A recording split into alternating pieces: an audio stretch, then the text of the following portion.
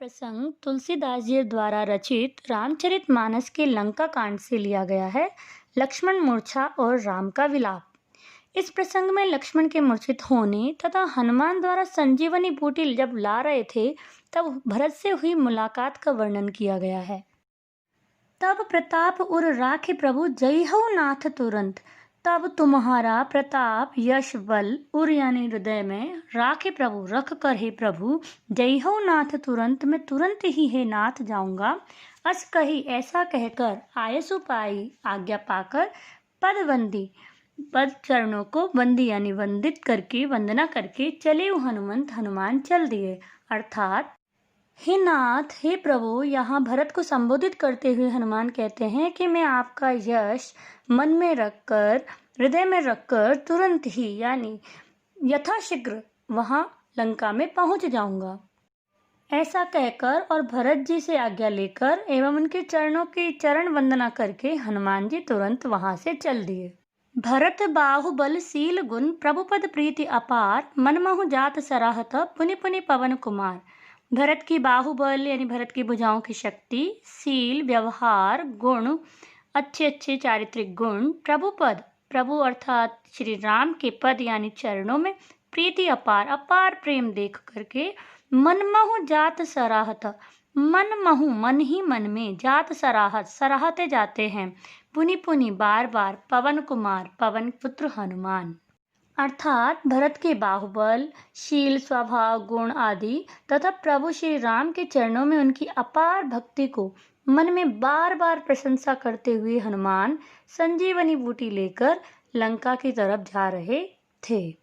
उपर्युक्त दोनों ही पद दोहा छंद में हैं और अवधी भाषा का मनोहारी प्रयोग हुआ है। मनमहु पुनि पुनि पवन कुमार पाई पद में अनुप्रास है और पुनि पुनि शब्द की आवृत्ति होने से पुनरुक्ति प्रकाश अलंकार है। उहा राम लक्ष्मण ही निहारी, बोले बचन मनुज अनुसारी, अर्धरात गई कपि नहीं आयऊ, राम उठाई अनुज उरुलायऊ। उहा अर्थात वहाँ लंका में राम श्री राम लक्ष्मण ही निहारी, लक्ष्मण अपने छोटे भाई को निहारी देख रहे हैं। बोले बचन बचन बोल रहे हैं, मनुज अनुसारी मनुष्यों के अनुसार, वो साक्षात देव्य अवतार थे परंतु साधारण मनुष्यों की भांति वचन बोल रहे थे। अर्धरात गई कपि नहीं आयऊ, अर्धरात गई आधी रात चली गई है बीत गई है, कपि वानर अर्थात हनुमान नहीं आयऊ अभी तक नहीं आए हैं, राम उठाई राम उठा लेते हैं अनुज छोटे भाई को, उर लायऊ और अपने हृदय से लायऊ लगा लेते हैं। अर्थात लक्ष्मण को निहारते देखते हुए श्री राम बिल्कुल साधारण आदमी के समान विलाप करते हुए कहने लगे कि आधी रात चली गई है बीत गई है अभी तक हनुमान नहीं आए, एक अधीरता व्यक्त करते हैं और उन्होंने लक्ष्मण को उठाकर सीने से लगा लिया। सकहु न दुखित देखि मोहि काहू, काऊ यानी कभी भी, जो मुझे कभी भी दुखी नहीं देख सकता था। बंधु सदा तब मृदुल सुभाऊ, बंधु है भाई तब यानी तुम्हारा, सदा यानी सदैव से ही हमेशा से ही, स्वभाव यानी स्वभाव जो है मृदुल बड़ा ही मधुर मेरे प्रति रहा है। यानी लक्ष्मण से वो कहते हैं कि हे भाई तुम मुझे कभी भी दुखी नहीं देख सकते थे और तुम्हारा जो स्वभाव है वो सदा से ही मेरे प्रति मधुर रहा है। मम हित लागी तजेहु पितु माता, और तुमने मेरे लिए ही मेरी भलाई के लिए ही मेरे लिए ही अपने माता पिता को भी तजेहु त्याग दिया। सहेहु विपिन हिम आतप बाता, और सहन किया सहेहु सहन किया विपिन यानी घनघोर जंगल में, हिम का अर्थ बर्फ, आतप धूप, बाता हवा, परंतु सर्दी गर्मी बरसात ठंड सभी प्रकार के मौसम को तुमने इन घनघोर जंगलों में मेरे लिए ही सहन किया। सो अनुराग कहाँ अब भाई, जो भाई मुझे कभी दुखी नहीं देख सकता था वह प्रेम अब कहाँ चला गया है भाई। उठो न सुनी मम बच बिकलाई, उठई नो तुम नहीं उठ रहे हो, सुनी यानी सुनकर के, मम यानी मेरे, बच बिकलाई व्याकुल कर देने वाले वचनों को सुनकर के भी नहीं उठ रहे हो, और कहाँ तो मुझे दुखी भी नहीं देख सकते थे, तो वो तुम्हारा प्रेम कहाँ चला गया है। अभी लक्ष्मण मूर्छित हैं और वो उठ नहीं सकते परंतु राम अधीरता से विलाप करते हुए सुध बुध खो रहे हैं। जो जन तेउ बन बंधु बिछोहु, यदि मैं जानता, जो जानते हूँ, जो मुझे यदि पता होता, वन यानी जंगल में, वन में बंधु बिछोह अपने भाई से बिछड़ जाऊंगा, पिता वचन मानते ही नहीं हो, तो तब पिता के वचनों को ही नहीं मानता। इस प्रकार राम को एक साधारण मनुष्य की तरह विलाप करते हुए बताकर बड़ा ही मार्मिक दृश्य बिंब यहाँ प्रस्तुत किया है। करुण दृश्य युक्त अवधि भाषा में चौपाई छंद का कुशल निर्वहन यहाँ पर दृष्टव्य है। सुत वित्त नारी भवन परिवारा, हो ही जाहि जग बारह ही बारह। सुत यानी बेटा, वित्त धन, नारी स्त्री, भवन मकान, परिवार, हो ही आते हैं, जाहि जाते हैं, जग इस संसार में बारह ही बारह, बार बार। अर्थात श्री राम लक्ष्मण के मूर्छित होने पर विलाप करते हुए कहते हैं कि इस संसार में पुत्र, धन, स्त्री, भवन और परिवार यदि नष्ट हो जाए तो पुनः मिल जाते हैं, किंतु अस विचार जिय जागा होता था, मिलई न जगत सहोदर भ्राता। अस विचार, ऐसा विचार करके, जिय यानी मन में, जागा हो ताता है, तात जागिए, मिलई न जगत, इस संसार में नहीं मिलता है, सहोदर भ्राता सगा भाई, किंतु इस संसार में सगा भाई द्वारा नहीं मिल सकता। और यही विचार करके हे लक्ष्मण, तुम जाग जाओ, मूर्छा से बाहर आओ। राम ने भ्रातृ प्रेम की तुलना में पुत्र, धन, स्त्री, घर और परिवार सबको हीन माना है। उनके अनुसार ये सभी चीजें तो आती जाती रहती है, परंतु सगा भाई कभी बार बार नहीं मिलते। जथा पंख बिनु खग अति दीना, मणि बिनु फनी करिबर कर हीना। जथा जैसे पंख के बिना खग अर्थात पक्षी अति दीन, अत्यंत दीन हो जाता है। मणि बिनु फनी, और जो सांप है वो मणि के बिना। करिबर कर हीना, और जो हाथी है वो सूंड के बिना। असमम जीवन बंधु बिन तो ही, जो जड़ देव जियावे मोहि। जो जड़, जो निष्ठुर, देव यानी भाग्य, जियावे मुझे जीवित रखता है, मोहि यानी मुझे, तो ऐसा असमम जीवन बंधु बिन तो ही, हे भाई तुम्हारे बिना यदि निष्ठुर भाग्य मुझे जीवित रखेगा तो मेरा जीवन भी पंख विहीन पक्षी, मणि विहीन सांप और सूंड विहीन हाथी के समान हो जाएगा। इस प्रकार राम को लक्ष्मण के बिना अपना जीवन हीन दीन लगता है। जय हो अवध कवन मुँह लाई, नारी हेतु प्रिय भाई गवाई। जय हो जाऊंगा अवध अयोध्या, कवन यानी किस, मुँह लाई यानी लेकर, कि मैं किस मुँह को लेकर अब मैं अयोध्या वापस जाऊंगा अपने भाई के बिना। नारी हेतु प्रिय भाई गंवाई, सभी चारों ओर कहेंगे कि अपनी पत्नी के लिए इसने अपना प्रिय भाई गंवा दिया। बरु अपजस सहते हु जगमाई, बरु चाहे अपजस सहते हु जगमाई, नारी हानि विशेष क्षति नाही, क्योंकि नारी की हानि को विशेष क्षति नहीं माना जाता, इसलिए पत्नी के खोने का अपयस सहन इस संसार में मैं कर लूंगा, परंतु भ्रातृ क्षति असहनीय है। इस प्रकार राम लक्ष्मण के प्रति स्नेह व प्रेम भाव को व्यक्त करते हैं तथा संसार के हर सुख से ज्यादा सगे भाई को महत्व देते हैं। यहाँ तक कि पत्नी प्रेम की तुलना में भी भ्रातृ प्रेम को ही अधिक महत्व दिया है। अब अपलोक शोक सुत तोरा, सह ही निठुर कठोर उर्मोरा। अब अपलोक अर्थात अपयश, शोक अर्थात दुख, सुत तोरा है पुत्र तुम्हारा, पुत्र छोटे भाई को संबोधित किया है।